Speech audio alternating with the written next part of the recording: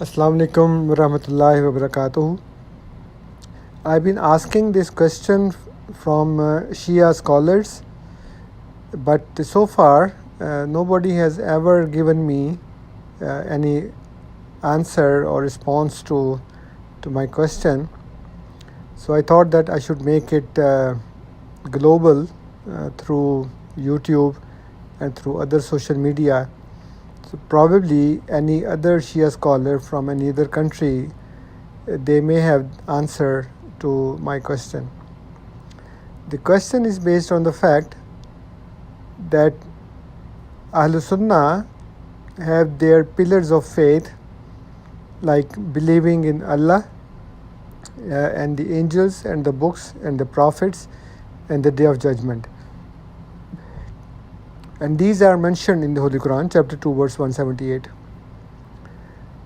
But the Shia have their pillars of faith as Tawheed, Adalat, Nabuwat, Imamat and Qiyamat. So the main difference between Shia and Ahlul Sunnah is the belief in Imamat.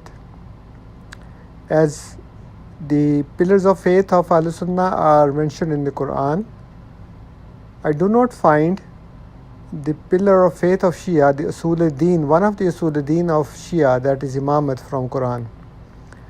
And whenever I ask them, they say that the Imam and Imamat is mentioned in the Holy Quran. But the problem is not that it is mentioned or not. The problem is that show me a single verse, at least one verse from the Holy Quran, where Allah has required the Muslims to believe in an Imam who is not a messenger, not a prophet. Because Shia claim that they believe in the finality of prophethood. And after that, Imamat continued. And Imamat is also Usul-e-Din. Whenever I ask any Shia scholar that show me a single verse, they always quote me the verse Ya ayyuhallazina amanu atiyullaha wa atiyur rasul, and they don't say Ya ayyuhallazina amanu, they say atiyullaha wa atiyur rasul wa ulil amri minkum, that obey Allah and obey the messenger and obey the man in authority. Now the problem is that I did not ask and I do not ask for any verse to obey someone. What I am asking is to obey what I am asking is to believe in an Imam who is not a messenger and who is not a prophet. Because you see in this verse Allah says Ya ayyuhallazina amanu. So he is already addressing those who believe. He is not asking anyone to believe. He is addressing those who already believe. And Allah in this verse is asking them to obey Allah and to obey the Prophet, the Messenger, and to obey the man in authority. So this verse is not the answer to my question. Then they also quote about Ibrahim alayhi salam, that Inni ja'aluka lin-nasi imama Kala wa min zurriyati kala la yanalu ahdi zalimin.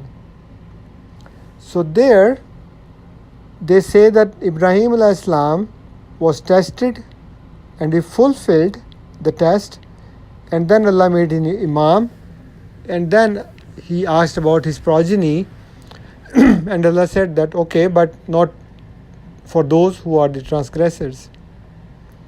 But the problem is that even there is no mention in Quran about the Imamat in the progeny of Ibrahim alayhi salam.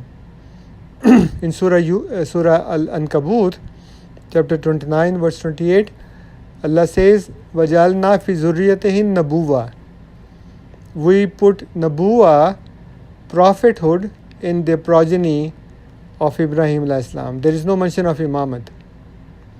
So my question still stands there, that show me a single verse from Quran where Allah has not just mentioned the Imamat, but He requires us to believe in an Imam who is not a prophet, who is not a messenger, but just an Imam in whom the faith is one of the pillars of Islam, one of the usul-e-deen, one of the principles of religion.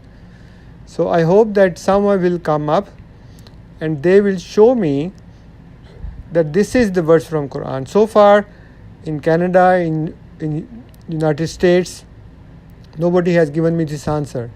And I hope that someone from other parts of the world, maybe Iran, maybe Iraq, maybe some other countries, they will show me this verse. I will be very grateful. Jazakumullah ta'ala ahsanul jaza. Assalamu alaikum wa rahmatullahi wa barakatuh.